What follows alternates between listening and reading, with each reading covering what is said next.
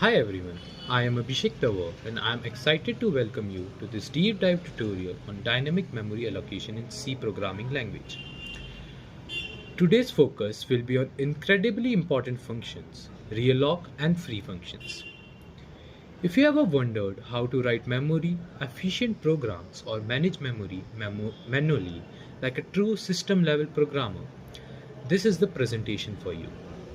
We'll not only go to the concept and syntax, but also dive into real-world coding examples, pitfalls to avoid, and even compare how this works in C versus other languages like Python and Java.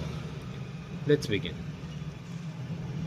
Welcome to Dynamic Memory Allocation in C, realloc and free. Let's dive into the internals of how memory is handled at runtime in C language. When a program runs, it needs memory to store data. But what if the size of the data isn't known until the program is already ready? That's the job of dynamic memory allocation. C language offers four main functions to handle dynamic memory. They are malloc, calloc, realloc, and free functions. Together, they give you a complete control, but with great power comes great responsibility.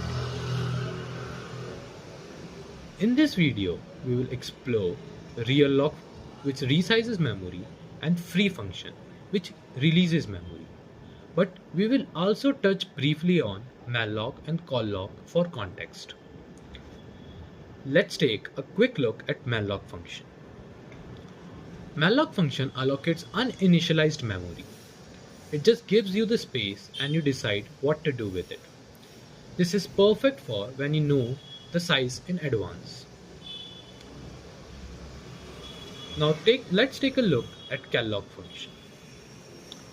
Calloc function is similar, but initializes all memory to 0. This function is great for arrays when you need default values right in the beginning. Now let's look towards the main function of this video, realloc. If your array needs to grow or shrink as your program runs, realloc function is the tool you need. Let's take a look at syntax of realloc function. ptr is equals to realloc ptr denotes the pointer, comma, new size. It tries to resize your current block while preserving the data. If it fails, it returns null. Let's look towards how realloc function works. If the current block can be expanded, realloc keeps it. Otherwise, it moves it, copies the data, and returns the new address. It's efficient but potentially risky if not handled correctly. Let's take an example of realloc function. Allocating for 5 integers, then expanding it to 10 integers. We use a temporary pointer temp. Temp equals realloc ptr, comma, new size to avoid losing data if the operation fails. We then check temp is not equals to null before reassigning. This ensures we only replace the original pointer if reallocation succeeded. If the new size is smaller, extra memory is released. If it's larger, the new portion remains uninitialized. Always initialize it manually and after reallocating. What are the best practices while using realloc function? There are mainly 3 practices. Use temp, which is temporary variables. Always check for null. Initialize new allocated memory. Avoid relocating in tight loops. It can slow performance due to memory copy. Think of realloc function like moving from a small apartment to a bigger one. If your apartment can be expanded, that's good enough. If your landlord doesn't allow you to do so, you pack up, move out, and unpack somewhere else. That's the real-time example of realloc. Now let's move towards another function, which is free.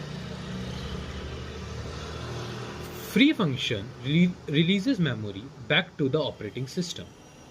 Without it, your program hoards memory even after it's done with it. Syntax of free. Syntax of free is very simple and straightforward. Just call free and pointer which you want to free from the heap memory. But make sure the pointer was allocated with malloc, calloc or realloc functions. Freeing invalid memory causes undefined behavior. When should we use the free function? Use free when the memory is no longer needed. If you reassign a pointer before freeing, you lose access to the original block, causing a memory leak. Let's take an example of free function. Allocate, use, then free. Easy pattern. And after freeing, set your pointer to null. That way you avoid tangling pointers. There are some common mistakes that programmers do while using free functions, which are double free, accessing freed memory, and not freeing at all. Each one can crash a program or leak memory silently. What is memory leak? Memory leaks are silent killers in C. In long-running programs, they accumulate and eventually exhaust all available memory. Let's take an example of realloc and free functions together. Imagine reading lines from a file of unknown size. You start with 100 bytes. As more text is read, you realloc more space. When done, you free the buffer. Now let's move towards debugging the memory issues. Tools like Valgrind or Linux and address sanitizers on Clang, GCC can detect leaks, overflow, and invalid access. Use them.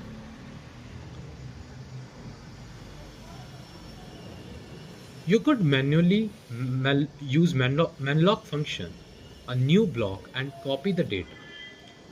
But realloc is safer and more efficient. It does all that for you under the hood. Languages like Python and Java manage memory for you also. But in C, you are the garbage collector. It gives you control, but also full responsibility. Let's take a real-world use of realloc and free functions. Realloc is great for dynamic arrays, reading user input of unknown length, managing buffers in network application, and implementing data structures like stacks or queues.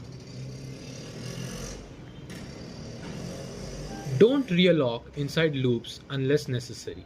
Instead, grow in chunks, say double the size when full. This reduces costly memory copy operations. Let's move towards some error handling tips. Always check return values. Always handle null gracefully. Consider writing helper function for safe allocation and freeing to avoid repetition and bugs. Now let us summarize the realloc and free functions. Realloc function lets you adapt your program's memory used dynamically, and free function ensures you don't waste any memory. Used properly, they help you write powerful, efficient, and bug-free C programs. C gives you freedom over memory, but that freedom comes with the responsibility. Mastering realloc and free functions set you apart as someone who truly understands the power and risk of low-level programming. Thank you for watching. I hope this tutorial was helpful for your coding journey.